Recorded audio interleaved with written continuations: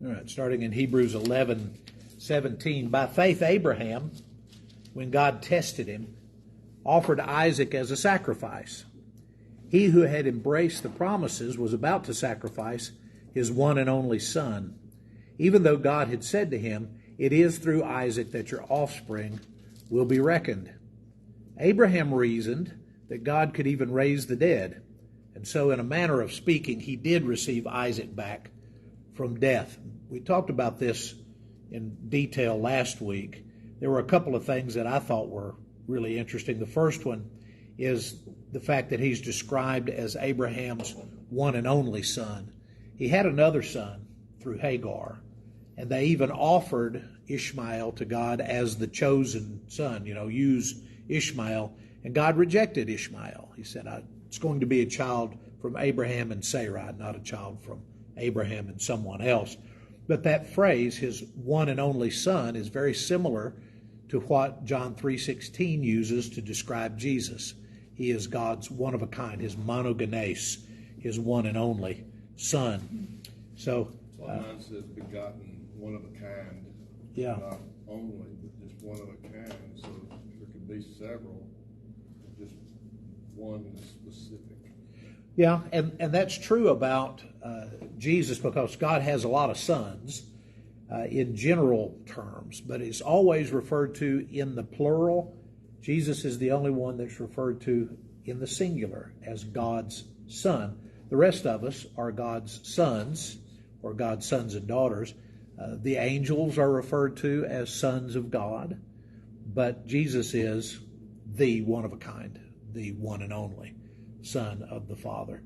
And again, the second thing that the Hebrew writer seems to understand what was going on in Abraham's mind. The Holy Spirit may have given him the understanding that why Abraham was willing to offer Isaac was that he reasoned that God could raise him from the dead. But that's also an easy connection to the one-of-a-kind Son of God. God is willing to allow Jesus to be sacrificed because God knows that he can raise him from the dead. So Abraham reasons that God can raise the dead. God knows for sure that he can raise the dead, and so sacrifices his only son. From 20 on down to 22 is a short list of the lineage leading up to the captivity in Egypt. And so we have Isaac and Jacob and Joseph that are mentioned as the ones who inherited the promises of Abraham, that God would make a great nation. And each one of them has the same kind of faith that Abraham had. There's something missing. We don't have the full picture, but we believe God anyway. There's something coming that's going to be important, and we want our part of that. We want to be involved in that. So verse 20, by faith Isaac blessed Jacob and Esau in regard to their future. By faith Jacob, when he was dying, blessed each of Joseph's sons and worshipped as he leaned on the top of his staff. By faith Joseph, when his end was near, spoke about the exodus of the Israelites from Egypt and gave instructions concerning the burial of his bones. So Abraham has already offered Isaac, feeling like God can raise the dead. So if God had allowed him to offer Isaac and had not raised the dead, then we would have been left with that ridiculous scenario where God makes this promise and then causes Abraham to break the promise, so that the covenant just goes away. If there's no offspring through Isaac, then the chain of events just breaks down immediately. But the writer gives us those next three generations with that in mind, that these guys are looking forward to something in the future. So Isaac blesses Jacob and Esau. Do you remember the way that Jacob and Esau got their blessings? When Jacob and Esau are born, who's older? Esau is the oldest. Right? The problem is that Esau is Isaac's favorite, and Jacob is Rebekah's favorite. And there's a very dysfunctional thing going on in that family as the boys get older. And as Isaac begins to get old enough that he's having trouble seeing, he's not perceiving things as well as he did before, he gets ready to give the blessings. And he tells Esau, I want you to go out and go hunting and find that kind of meat that I like. And I want you to fix it just like I like it, because we're going to have a special ceremony and you're going to bring me this really nice meal. And I'm going to give you your blessing because you're the oldest. Right? What has happened in the meantime? I don't know whether Isaac knows about this or not, but Esau had been hunting and he was famished. He was afraid he was going to die. And he comes across Jacob, and Jacob has this big pot of beans cooking. And Esau says, I will sell you my birthright. In other words, my portion of the inheritance. The oldest son got double what everybody else got. So I'll sell you my birthright if you'll give me something to eat.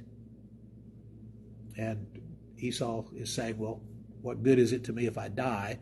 I might as well sell it to you for this bowl of beans. And ever since then, the Jewish people, and the Hebrew writer will mention it again over in chapter 12,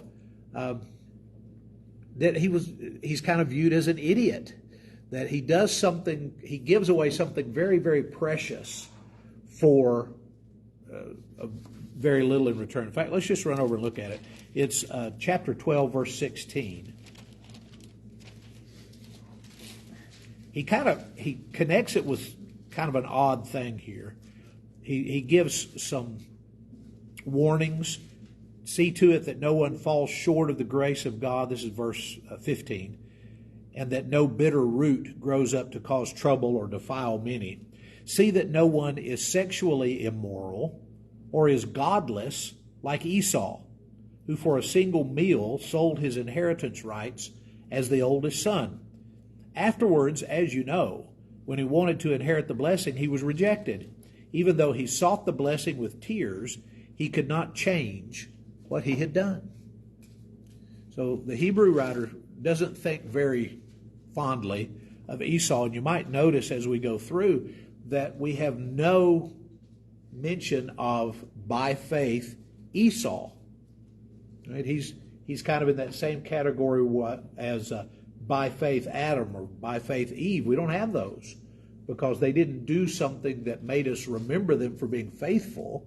They did something that made us remember them for being unfaithful or doing something silly, or as Esau, something godless as far as the Hebrew writer is concerned. So that has already happened. But now Isaac is wanting to give Esau his blessing. And while Esau is out getting the game and getting ready to cook it, Rebekah calls Jacob in and says, here's the deal. This is what your dad is doing with Esau, but we want to get the blessing, so I'm going to fix the food like he likes it. And we're going to take some goat hair and put it on you because your brother's so hairy, and you're going to take this to your dad. And against all possible odds, it works. And Isaac gives Jacob the family blessing. So when Esau finally comes back, he's got nothing to offer. And he gets a blessing, but it's not the family blessing. It's not the inheritance that he was really looking for. Right? So Isaac gives a blessing to Jacob, but the blessing is the one that wasn't really meant for him to begin with. And now notice back in 21, by faith Jacob, when he was dying, blessed each of Joseph's sons. We don't have time to go through the whole series of events, but if you remember, Joseph was the favorite son. Jacob had two wives from Laban. One was an older girl named Leah, and the scriptures are not specific. It says that she had weak eyes, which we think is a euphemism for Leah was not that attractive. Then the younger sister, Rachel, he loved. So we assume that maybe Rachel was the good-looking one and the older sister was not quite so much. But Laban makes him marry the older sister in order to gain access to marrying the younger sister. They have lots of kids together. They have 12 sons and some daughters. But as time goes by, the rest of the sons grow to hate Joseph because Joseph is so loved by Jacob, because Joseph is the eldest son of his favorite wife. So he's not really the firstborn. He's not really the one who should inherit the promises, but he is the oldest son of the favorite wife. And so he gets special attention. And when Jacob is dying, he brings in Joseph's sons, Ephraim and Manasseh, and he gives them the family blessings. He gives them more than they should have gotten. Think about a grandfather who really, really loves one son over the rest of them. And so he has this special relationship with these grandsons that are the children of that special son. And when he gets ready to make out his will, instead of giving equal portions to all these other sons that are expecting it, he gives special blessings to the grandsons. He skips a generation so that the grandsons can have something special. Imagine how folks in our generation would respond to that, right? You'd have a bunch of angry people. But the Hebrew writer says it was by faith that he did it. Right? He, as he was getting old, looked to the future, and Ephraim and Manasseh were a big part of that future. Go over to Genesis 48. We'll take a look at that one. There's kind of an interesting thing that happens with the way he gives this blessing. It may be something that you've noticed before, but I'll remind you. Genesis 48. Oh, let's see. Sometime later, this verse 1, Joseph was told, "Your father is ill." So he took his two sons, Manasseh and Ephraim, along with him. When Jacob was told, "Your son Joseph has come to you," Israel rallied his strength and sat up on the bed. Jacob said to Joseph, "God Almighty appeared to me at Luz in the land of Canaan, and there he blessed me and said to me, 'I'm going to make you fruitful and increase your numbers. I will make you a community of peoples, and I will give this land as an everlasting possession to you and your descendants after you.'" So there's the family blessing that started with Abraham. "Now then, your two sons born to you in Egypt before I came to you will be reckoned as mine. Ephraim and Manasseh will be mine, just as Reuben and Simeon are mine." So again, he skips a generation and makes sons out of his grandsons. "Any children born to you after them will be yours." In other words, you'll be responsible for their inheritance. "In the territory they inherit, they will be reckoned under the names of their brothers. As I was returning from Padan, to my sorrow, Rachel died in the land of Canaan while we were still on the way, a little distance from Ephrath. So I buried her there beside the road to Ephrath, that is, Bethlehem. When Israel saw the sons of Joseph, he said, 'Whose are these?' And they are the sons God has given to me," Joseph said to his father. So Israel said, "Bring them to me so that I may bless them." Israel's eyes were failing because of old age, and he could hardly see. So Joseph brought his sons close to him, and his father kissed them and embraced them. And Israel said to Joseph, "I never expected to see your face again, and now God has allowed me to see your children too." Then Joseph removed them from Israel's knees, and bowed down with his face to the ground. And Joseph took both of them, Ephraim on his right hand toward Israel's left hand, and Manasseh on his left toward Israel's right hand, and brought them close to him. But Israel reached out his right hand and put it on Ephraim's head, although he was the younger, and crossing his arms, he put his left hand on Manasseh's head, even though Manasseh was the firstborn. And then he offers those blessings.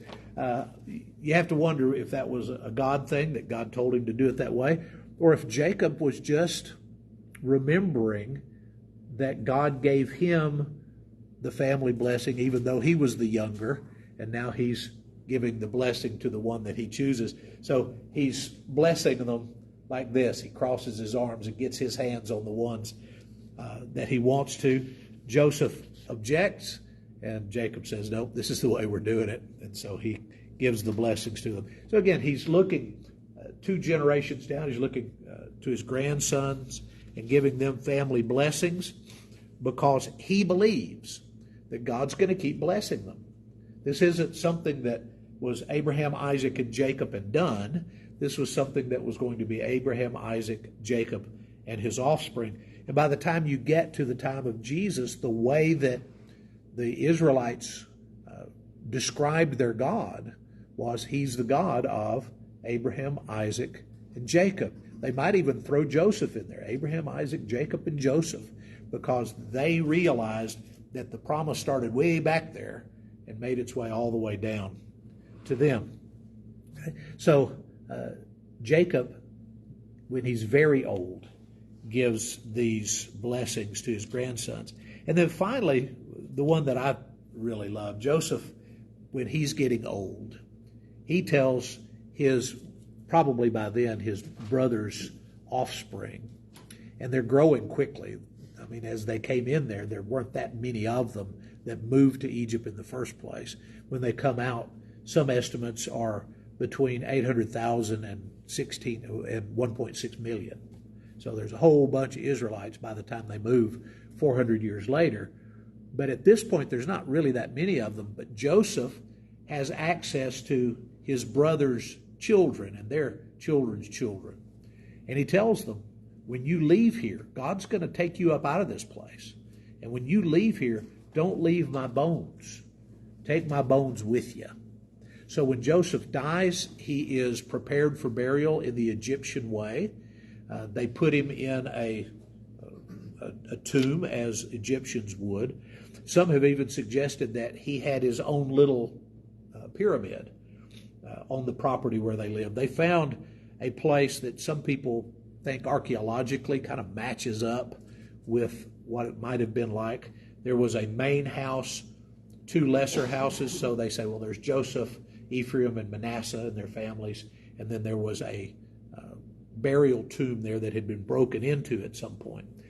No way to tell this at this late date. But he said, don't leave me here.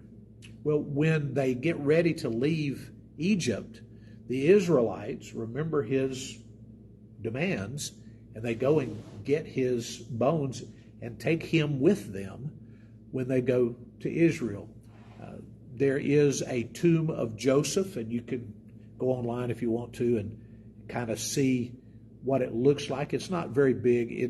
It has changed hands a couple of times because of where it's located. For a while, it was a training school for rabbis. So the Jews used it as a little school. And then it was taken over by the Muslims. And the Muslims painted it that green color that they like to paint everything. And have had access to it for quite a while. The tomb itself, the grave itself has been desecrated, the stuff torn down, because of the hatred that exists between Islam and Jacob. See, Jacob, as the chosen one of Abraham, is opposite of what they believe. They believe that God chose Ishmael. So they believe that Ishmael is the child of promise and that Jacob was an interloper. And the Israelites believed that Jacob was the child of promise and Ishmael was an interloper. So the reason that the Jews and the Palestinians have so much trouble, it's not just about politics and property. It goes all the way back to Abraham. Both groups count Abraham as their forefather. Both groups believe that their forefather, either Ishmael or Jacob, were the child of promise. I'm sorry, or Isaac. I keep saying Jacob. Or Isaac were the child of promise. And so, the fact that Joseph was brought and buried in what became their neighborhood, his tomb has been desecrated many years ago. But anyway, I would encourage you, if you just like to go on and Google stuff, Google Joseph's gravesite, and it will give you some pictures of that building. Probably authentic building from what the archaeologists have decided. But again, these are all guys who lived and died pre-Egyptian bondage. Right? At the end of Genesis, you've got all of Jacob's family now living in Egypt. They've all moved to the land of Goshen. Joseph dies, and then we move into the book of Exodus. And when we get into Exodus, we get into the story of Moses. And so, Lord willing, next week we'll pick up with Moses, and by faith Moses' parents did something, and then by faith Moses did something, and we'll talk a little bit about those things. Any questions about Isaac and Jacob and Joseph and Ephraim and Manasseh and all that bunch? It was 400 years, right, between the time Joseph died and they moved his bones? Yes. Yeah, we start, I believe the first line in Exodus has to do with the new Pharaoh. A new Pharaoh arose that did not know Joseph. Let's see if that's right. No,